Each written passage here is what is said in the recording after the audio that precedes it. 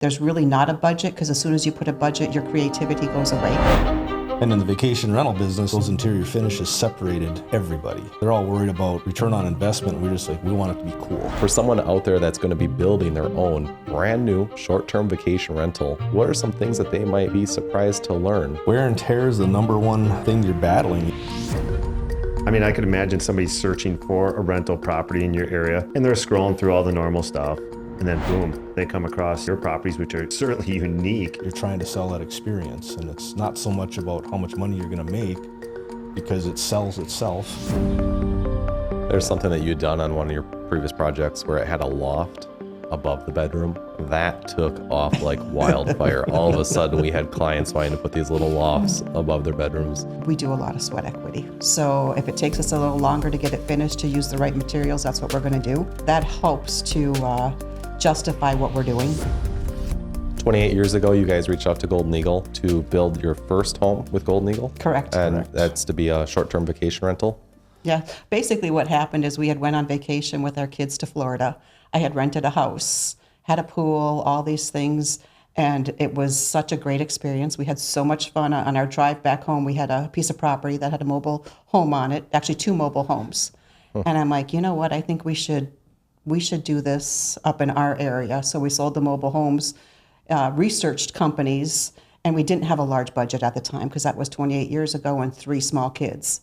And we found Golden Eagle, and I'm like, this works. This gets us to where we want to go. We have an understanding, because our budget is very tight, and we did that 28 years ago. Then in 2010, we built our second one. With the intent of being a vacation rental. Yep. And came down to Golden Eagle to talk to them about the build, and the current owners had taken us off to the side and said, you know, you've got 2 of our homes. We don't have a dealer in the area. We're self-employed, and my kids were all going to school. They're like, would you like to be a dealer? And I think initially we said no. I think we stayed the night to think on it. And then we came back and we're like, that sounds great, you know, and then we had to step our game up with a few higher end things, which was fine with me, because now I had an excuse. And this is the home with the timber frame accents on the interior? Correct. Yes. Yep. That's been a very popular floor plan for Golden Eagle, that North Carolina floor plan. I just, no joke, I sold one today. I got a deposit in today on a North Carolina going to Indiana. Oh, fantastic. So the royalty check's in the mail. That is no lie. That's so funny. Yeah. That's awesome. And that was great for Golden Eagle to be able to showcase a home with all those timber accents. That was before the industry was really taking off in that direction. Right, and kind of the reason we were looking at doing the timbers was because the property we purchased we live in a true timber frame home. So the experience that we live in and how we felt, we wanted to give that experience to other people as well. And in the vacation rental business, those interior finishes separated everybody. They're all worried about, return on investment. We're just like, we want it to be cool. And you really took it to another level with that next home that you built around 2020, was it? 2014, we went and we built the bunkhouse that you guys call it the bunkhouse. Yes. So it's like every 4 years, the business we get the urge, the business creates, we start to get to the demand, and we're not able to fulfill all the customers that would like to come up and the guests. So then we dive into the next project. So that was 2014. I think 2018 we did the outdoor pavilion down by the water, which is all timber frame construction. And then in 2020 we did the guest house. So how many total homes do you have on your property then? So we have 3 vacation rentals. We have our timber frame home, but currently we are putting a Golden Eagle addition onto our timber frame home. So I guess that's 5. 5. And of course our original home that we have, but that's in Chassel. So that's about 15 minutes away from. And our property is well suited for, these types of homes on the water. So it's kind of developing into, a resort feel, but with individual high-end homes on it. Sure. So it wasn't part of our plan, but it sure seems to be working. Well, yeah. I mean, I could imagine somebody searching for a rental property in your area, and they're scrolling through all the normal stuff, and then boom, they come across, your properties, which are certainly unique, and it just draws that person in for sure. Well, she gets a lot of inquiries for weddings and different family reunions and, retirement parties. And so they end up literally renting all the homes so we can have, 75 people on site, for a 3 to 5 day stay. Wow. So it's interesting how it's developed into that. Right. How do people typically find you guys? A lot of like the lake house that we had built in North Carolina, a lot of those customers are repeat customers because once they start to come, they book before they leave for the following year. So though it's that one is pretty well taken care of by that. The other portion would be through the VRBO website. We do advertise, like we have ATV maps and snowmobile maps, so we do advertise on all of those because people are specifically looking to see for accommodations because they are coming up for ATVing, snowmobiling, and things. And you get a fair amount of hits because of its, the exposure that Golden Eagle has given it. For sure. There's been a lot of people inquiring and that want to come and stay with us, and of course, we're pretty sure they're interested in building. Right. They make that pretty clear. Kind of test driving the house before they buy it. Right? Exactly. Yeah, no doubt. Yeah. And we've taken a few people by storm because they've come up and they've rented the house for their vacation. And I think I have probably 7 homes. They have come up on vacation and then they're like, we do have property, that lakefront property. And when they're ready to build, they call us out of the blue and we're like, it's kind of a twofold situation. So Right. It does help out. That's kind of what started the ideas of like when people are looking to build, why not come up and test drive our homes? Mm-hmm. It helps with their design process. The great part is when you come up in the right time of the year, we have 3 homes on the property. Now we'll have 4 as soon as ours is done. They're all different sizes to be able to give people for feel and understanding of what's 8-foot doors feel like, and we can just go from house to house to house to look at it all on the same piece of property. So you guys have designed a lot of homes, like we just talked about. What are some features somebody should be looking at when they're designing a short-term vacation rental? What are some things really to focus on? You're trying to sell them experience, so you have to push design elements and, use of materials in different ways that there's no new ideas. It's just how you rethink ideas with, a few new products here and there. But that's we talk about it all the time. It's you're trying to sell that experience, and it's not so much about how much money you're going to make because it sells itself. So it's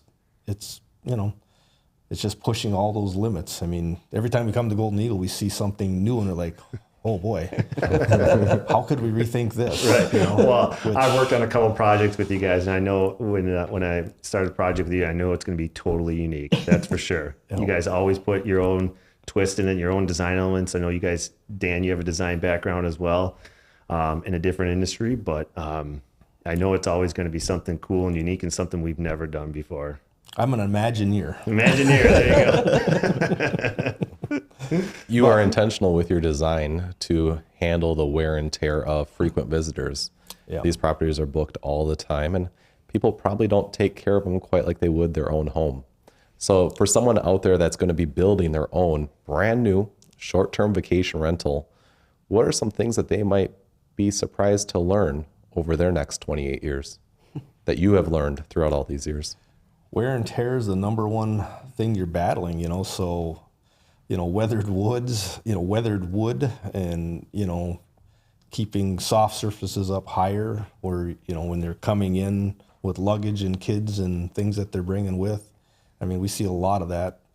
So we look at the areas that we've had to maintain over the years and we try to step that up where we're going to put some stone down low now, to try to, keep that. So it always looks fresh. I mean, Sandy does a great job on keeping up with the maintenance. At least the maintenance checklist. But really, it's really about the wear and tear. That's the wear and tear from luggage, from people wearing shoes in the house. Exactly. Perhaps, I know pets aren't allowed, but bringing in pets. Right. Yeah. And when you get hard corners and you're going down a hallway, maybe put a nice big piece of trim on there because that's going to save the corner and it's going to save you a lot of time and effort and frustration in the future. So, and a lot of times what on our when we put our projects together, you hate to say it, but there's really not a budget, because as soon as you put a budget, your creativity goes away. There's the limits that point. you Yeah. can't afford. Yeah. I like that line. There are a few things that I've noticed from visiting your properties. I like on that North Carolina plan how you're able to drive the vehicle up to that lower level, unload all the luggage, and now you have direct access into a tiled hallway, an extra wide tiled hallway, so all the luggage has room to accumulate. And that's great. And then you take that luggage to the bedroom, and a person may be tempted to throw luggage on a bed or on a nice dresser. You have a nice table set up, and then there's a wood wainscoting, I Correct. believe, around it. Correct. And wood is going to handle the wear and tear. It's just going to, you won't notice the nicks and dents. Right. You have drywall there. Yep. It's going to Up be pretty higher. obvious that there have been a lot of visitors before you. And that's going on, 14 years now? Right. And, So- and a lot of times when we're designing the bedrooms and where we're going is, I'll do it where, where the walls that they're walking in is that full wall is going to be a tongue and groove, or the closet wall's a tongue and groove, but behind the bed, and when there's less traffic, then I can bring in drywall, because sometimes you want to bring in a drywall texture and color.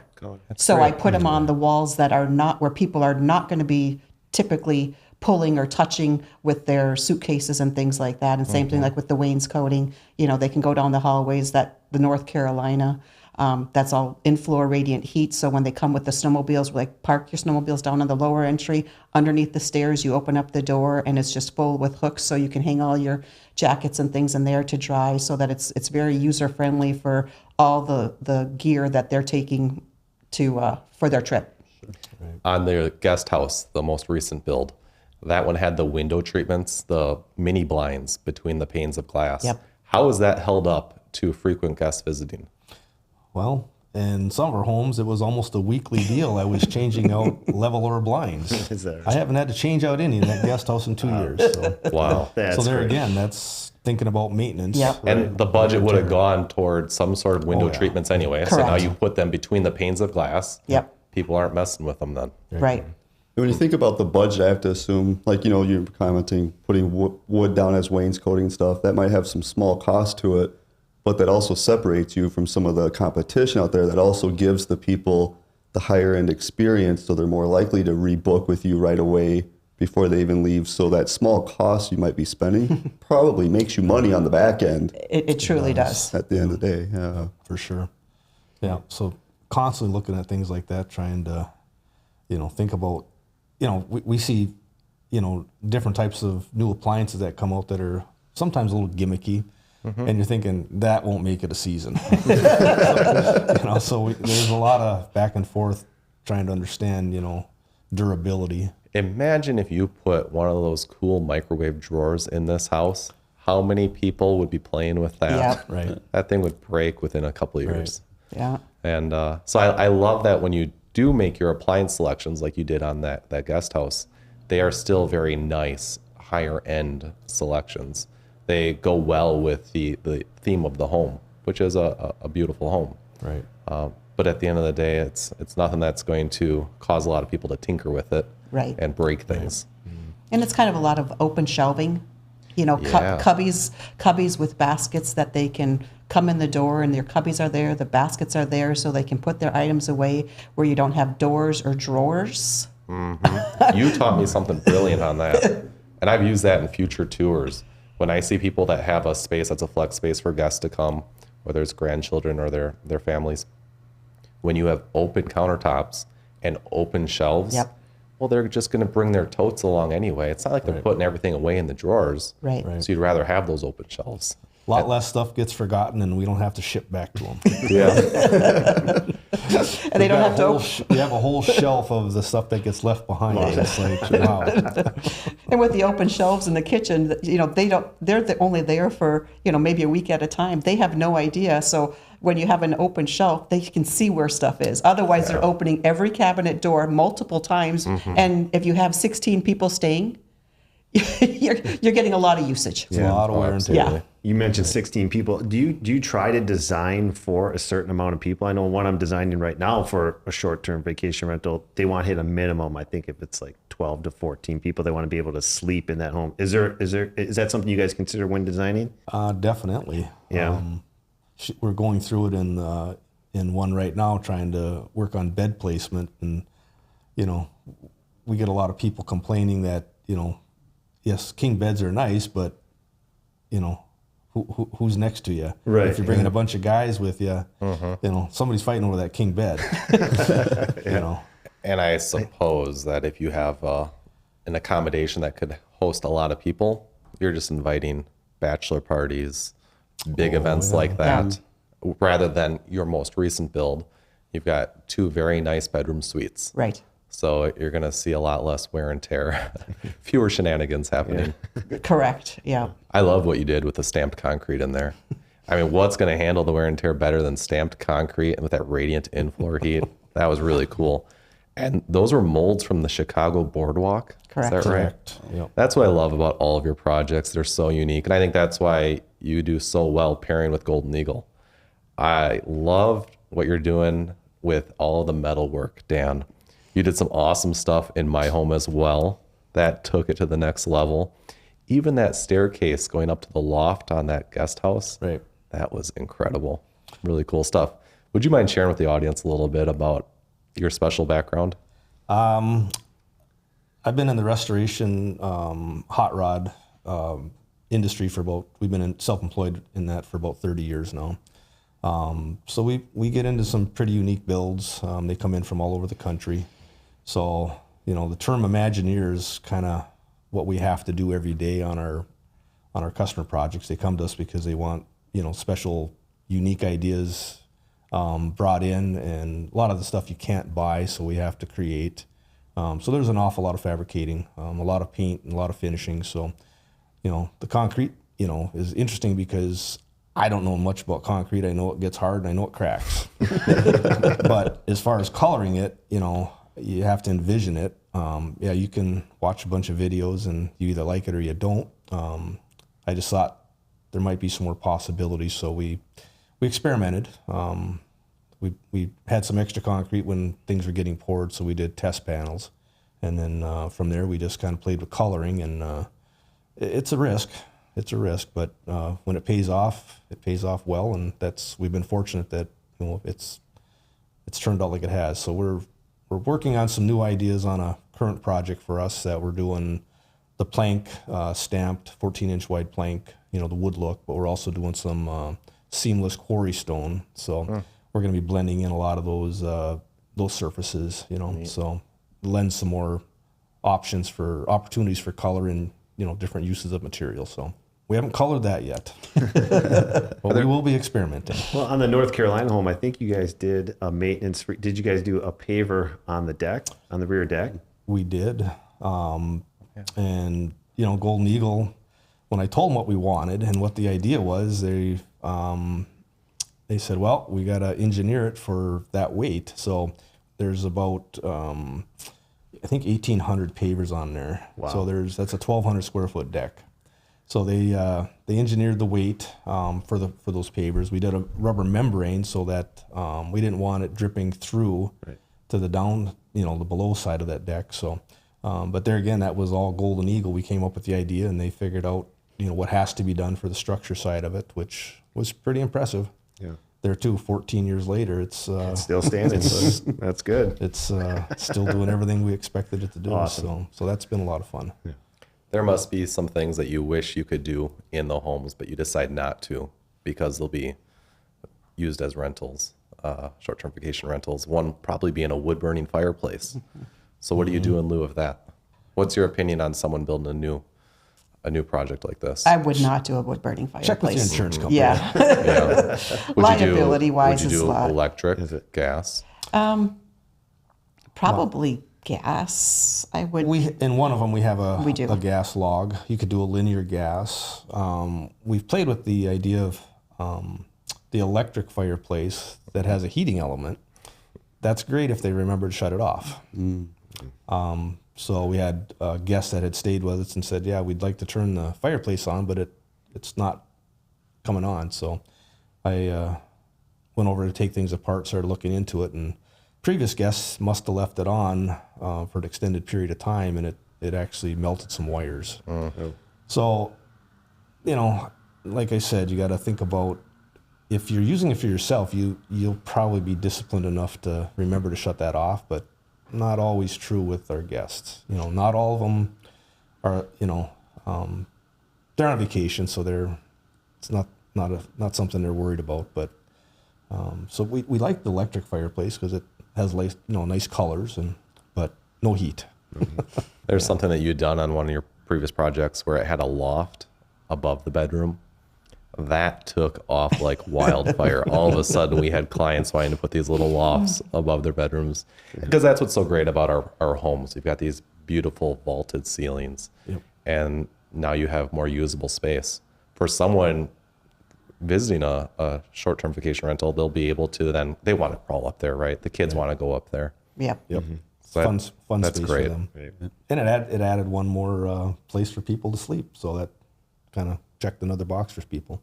Yeah, absolutely. I guess another thing that thinking about things, past experiences that we would like to not go through again is if you're going to be able to accommodate the amount of people, is not to have pull-out sofas.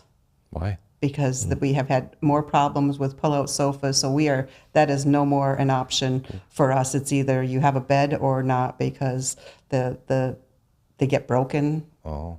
We have 3 sofas right now that are probably 2 years old. I have all brand new pull-out frames to put into them. And we weren't price shopping when we bought No. these sleeper sofas. We wanted high quality, so she upgraded the memory foam. I mean, very, very nice stuff. Were you the ones that had told me once that someone jumped from a high place down onto Yeah. a couch? Onto the bed. Onto the bed. Yeah, that's that cool little twin bed that's up above the closet. Yeah, kind of fun. Down to the king bed they went. Yes. So I think we replaced 2 king beds. Yeah. So I've become a sign painter as well. Do you find any appeal to the idea of having smart home lighting in these homes? That way you could then make sure that all the lights are off when your guests are not there, they've checked out. Or you could schedule to have the lights on for when they arrive. And we did do that with the guest house. So all the exterior lighting I can control off of my app. I guess one mistake there is like, well, we are tired of them leaving our lights on because we can see them from our house. And so we're like, let's put the light switch into the mechanical room, and then we'll use the smart switch. Well, now they're like, oh, we want to have the lights off. So now it's kind of like, it's a balancing act, because it is nice to be able to control it, but they also want to be able to control it as well. Because when the sun's setting, you have your nice exterior lights, but you have sconce lighting next to your sliding glass doors off your master suites, and somebody goes to sleep early, and they're like, even if you have the blinds in the glass, it still does let some light in. Oh, sure. So we haven't found the solution yet. Yeah, we're working on it. Speaking of features, I noticed in the lake cabin had a sauna in there. Are there features like that you guys look for in putting in your vacation rentals, like little unique features, or why the sauna? Up in our area, that's kind of what it's a thing that people do, in our area. We are putting 2 saunas in our next home. We're actually leaving here to head to Minneapolis to pick them up, and they're Finnish-made saunas from Finland. Oh, okay. So, and I'm 100% Finnish, so I kind of like the idea of bringing in those. Then there's steam saunas. That one was a infrared sauna. Right. Yep. Nice thing about an infrared sauna, all you have to have is the right electrical and the space to put it in. So there's no water, there's no anything like that. So It's considered a dry sauna. Yeah. Okay. So the new ones you're picking up, are those interior or exterior ones? Interior. Interior ones. Yeah. Okay. So they'll be in the new addition that we're putting onto our home. We have a bonus extra space above the garage. So we put a sauna in that area, and we wanted one off of our master suite as well. Oh. Dan, where are you going to put your cold plunge?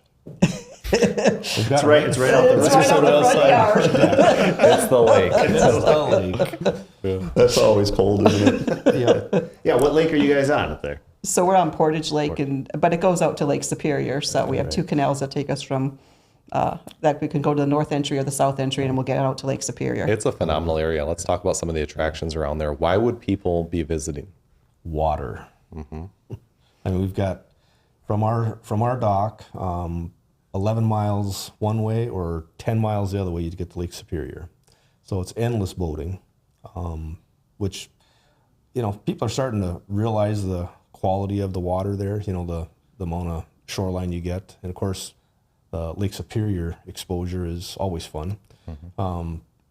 But I'd say the water is probably one of the biggest draws. You know, you got fishing, you know, pleasure boating. What else? Snowmobiling. Does Portage Lake freeze over? It does. So Great. that becomes a very big, the snowmobilers are on that lake as soon as it's frozen over. So You guys benefit from like year-round activities going on. for the most part, and we have Michigan Tech there. So we, you know, I guess that would be another bonus if you're looking to do a short-term rental, is if you have a university, that brings in parents, that brings in people. So that's another thing I would look at to be able to, on those off times, you know, we get career fair where the university offers and all the businesses come up, or parents weekend and family weekend, and then they've got the sports. So there's always somebody coming up for some reason just for the university side of things. Yeah, it makes a lot of sense. And when you look at the return on your investment, it's going to turn over a lot quicker, being that you have all these attractions as well as the university, because these are expensive projects. Correct. But they're probably much more easily justified, being that you've got all this income coming in. For sure. Well, and I think a lot of ours is that we do a lot of sweat equity. That's right. That's what it may be a little harder to recoup from your investment, and maybe that's why we don't really necessarily put a budget on ours, because our time is what we do all of our own finishing work. So if it takes us a little longer to get it finished, to use the right materials, that's what we're going to do. So that helps to justify what we're doing and the way we're doing it and why and the materials that we're using. Yeah, you two have never lacked in work ethic. So what do you say to people out there who think that, well, I build the building and I'll hire someone to do the cleaning and I'll hire a guy to do the maintenance? I bet you there are a lot of people out there like that. What do you think? It's funny. We went to the builder show and we had a booth set up, and we have some friends. They were in the business, and they stopped to see us, and they stopped this time, and they had just sold all their cabins. And she was talking and she said, you know, the problem is most of those people aren't going back to those cabins, because the cabins are part of it, but it was also the personal experience that they had. And the connection with the owners. Yes. So, you know, you really, it's nice being on site, because you do get to know everybody who's coming in and enjoying the property, and they feel like they're at home. We've got to know them really well. I mean, I just turned 60, and we had a guest that has come up for many, many years. They come up multiple times a year. And they cooked us steak. So we went over to our house and they cooked us a gorgeous, you know, phenomenal dinner. So that's a lot of fun. Yeah, we went into the North Carolina, and they invited us over. It's their family. They did it the last time too, and we play games with them, and it's the parents, the daughter and the granddaughter. And I had mentioned, because they're like, oh, can we come out Tuesday? And I'm like, well, that's Dan's 60th birthday. Like, well, come on Wednesday. We open up the door. They had the whole house decorated. I was so put to shame, because I'm like, you guys did way more for Dan than I did. So it was, and they're coming back again. In July. Yep. They're going to be staying at our guest house for their anniversary. So I'm going to cook them hot dogs on the boat. That's what we told them. We'll take them out, you know, show them the area by boat, and we'll cook on. It's not a huge boat, but you know, we've got a nice little grill that hangs off the side, so we can, you know, do burgers and brats and hot dogs, and you know, make him take the polar plunge. I've seen some properties put limitations on short-term vacation rentals. Have you guys run into that issue with other clients looking to do what you guys are doing? We just talk to them, make sure that they understand, you know, think about your neighbors, think about, you know, what's going on around it.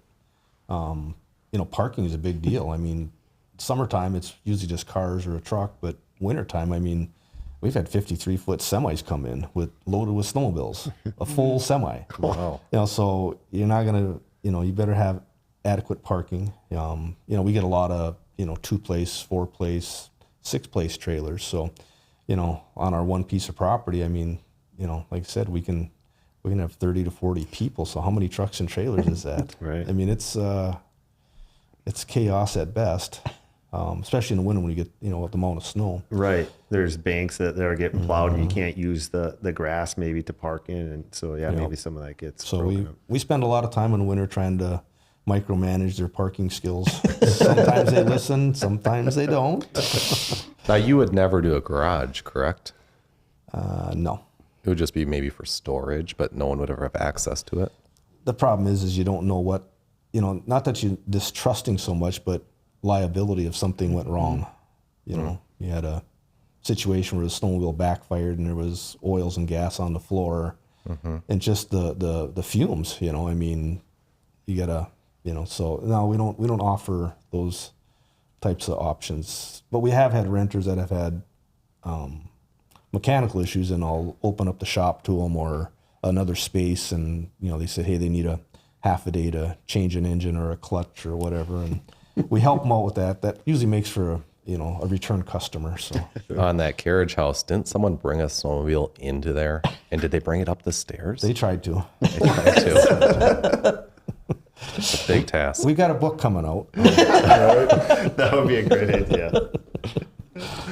You see a lot of things. Oh, cool.